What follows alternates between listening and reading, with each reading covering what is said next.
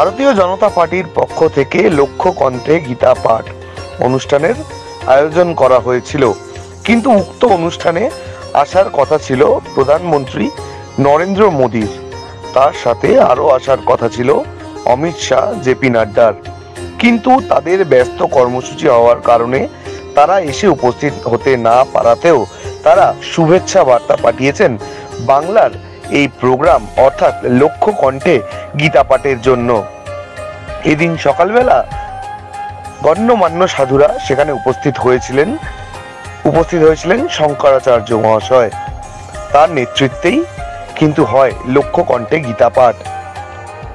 লক্ষাধিক কণ্ঠে একসাথে গীতা পাঠ শুরু হয়। তার আগে বিভিন্ন রকম সকাল থেকে প্রোগ্রামের কর্মসূচি ছিল, সেই কর্মসূচি শেষ করে শুরু হয় লক্ষ্য কণ্ঠে গীতা পাঠ।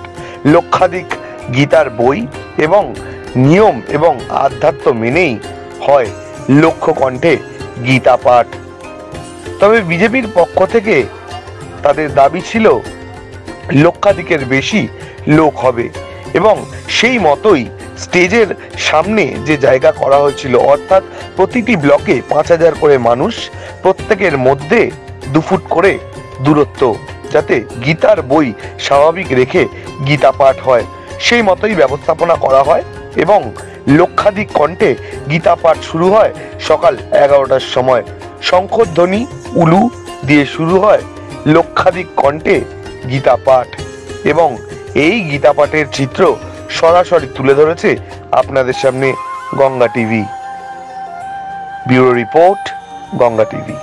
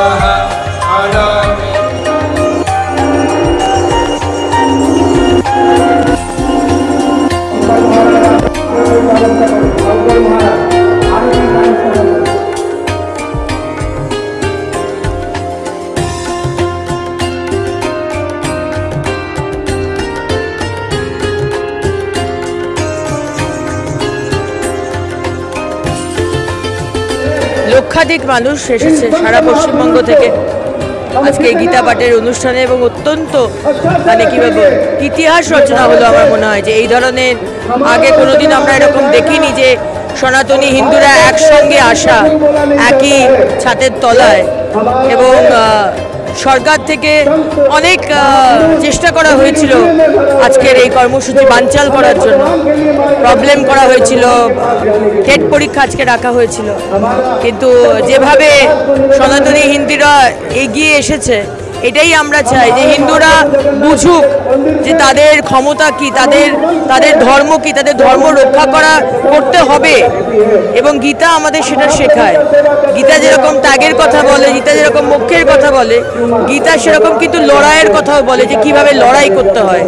সুতরাং আশা করব আগামী দিনে পশ্চিমবঙ্গের হিন্দুরা এক হবে, এবং যেভাবে পশ্চিমবঙ্গের হিন্দুদেরকে অত্যাচার করছে পশ্চিমবঙ্গের সরকার, আশা করি আমরা হিন্দুরা এক হয়ে আমরা মানে জবাবটা দিতে পারবো। করেনি তো, রাজ্য সরকার কোনো সাহায্য করেনি, কারণ রাজ্য সরকার তোষার অ্যাপিসমেন্ট পলিটিক্স করে, তোষণের রাজনীতি করে। তাই জন্য এক বিশেষ সম্প্রদায়কেই তারা শুধু তোষণ করে যায়। আজকে যে মুখ্যমন্ত্রী ক্লেম করেন যে উনি হিন্দু, কিন্তু ওনার আচরণে কোনো হিন্দুত্বের কোনো আমরা পাই না। সব রকম ভাবে, জয় জগন্নাথ, সব রকম ভাবে বাধা দিয়েছে। ভগবান শ্রীকৃষ্ণ অলরেডি নরেনকে পাঠিয়েছে। আমাদের নরেন বসে আছে দিল্লিতে। এক নরেনকে আমরা পুজো করি, আর আরেক নরেন আমাদের বসে আছে। তিনি হচ্ছে আমাদের ভগবান, তিনি হচ্ছে আমাদের কৃষ্ণ। তিনি আমাদের লড়াই করতে শেখাচ্ছে, তিনি আমাদের ত্যাগ করতে শিখিয়েছেন, তিনি আমাদের ধর্মাচরণ কি করে করতে সেটা শেখাচ্ছেন, তিনি আমাদের লড়াই করতে শিখিয়েছেন। চোখে চোখ রেখে কেমন করে লড়াই করতে হয় সেটা আমাদের ওই নরেনই শিখিয়েছে। সুতরাং পশ্চিমবঙ্গের মানুষ, পশ্চিমবঙ্গের হিন্দুরা এক হোক, এবং ধর্মের যে পাওয়ার, যে শক্তি, গীতার যে শক্তি, সেটার উপলব্ধি করুক। এবং যারা এই যে দুষ্কৃতম বললেন, বিনাশায় হচ্ছে দুষ্কৃতম, যারা দুষ্কৃতি এবং যারা দুষ্কৃতিতে সাপোর্ট করে, দুজনেরই যাতে বিনাশ হয়। বলা হয় যে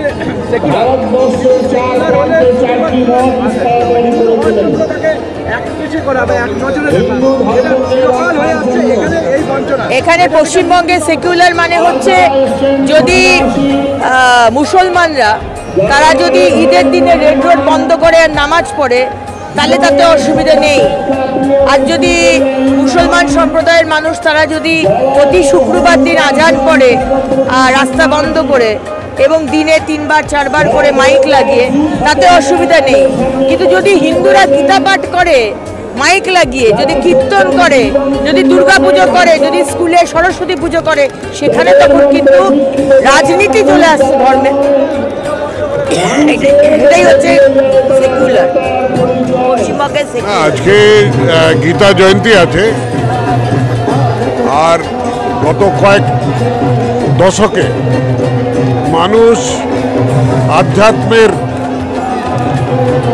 সন্ধানে এদিক ওদিক যায়, কিন্তু কোনো এক জায়গায় তারা গীতা পাঠ করতে পারে না। তো 1 লক্ষ একই কণ্ঠে গীতা পাঠ হবে, এই আয়োজন দেখে বহু লোক উৎসাহিত হয়ে এসছে। আর যারা গীতা মানে, গীতা শোনে, গীতাকে অনুসরণ করতে চায়, সমাজের উন্নতির জন্যে, দেশের উন্নতির জন্যে গীতার এই পাঠটা আজকে যেটা আয়োজন হয়েছে, এটা ধর্ম জাগরণের আরেকটা রূপ। তো তার মধ্যে একটা ভালো নাগরিক, ভারতের একটা ভালো নাগরিক হওয়ার জন্যে যা যা গুণ থাকা দরকার, সেটা ভগবদ্গীতায় উল্লেখ করেছেন ভগবান শ্রীকৃষ্ণ, যে কেমন হওয়া উচিত মানুষকে। সেটাই, এটা দেখার জন্যে সবাই এসছে। আমিও আমার যেহেতু বর্ধমান দুর্গাপুরের সাংসদ, আমি এসেছি এখানে এই জন্য।